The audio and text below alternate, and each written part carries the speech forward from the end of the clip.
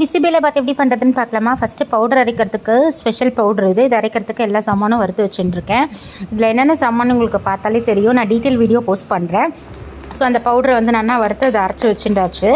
இப்போ வந்து வாண்டியில் கடுகு உளுத்தம் பருப்பு திருமாறிட்டு முந்திரி பருப்பு போட்டு வதக்கியிருக்கேன். என்கிட்ட என்னென்ன காய்கறி இருக்கோ, நாட்டு காய்கறிலாம் ரொம்ப நல்லாயிருக்கும். ஆனால் என்கிட்ட என்னென்ன காய்கறி இருக்கோ அது எல்லாமே நான் போட்டிருக்கேன்.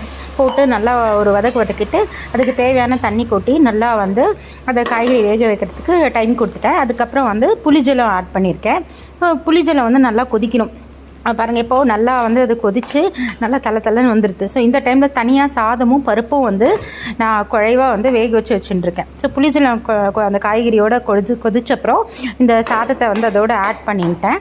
அதுக்கப்புறம் வந்து இப்போ நம்ம தனியாக ஒரு பவுடர் அரைச்சி வச்சோம்ல, பிசிபேலாபாத் பவுட்ரு. ஸோ அந்த பவுட்ரு வந்து அப்படியே போடாமல் இப்போ என்ன பண்ண போகிறோன்னா, அதை வந்து எனக்கு என் சாதத்துக்கு எவ்வளோ தேவை, எனக்கு ஒரு 3-4 ஸ்பூன்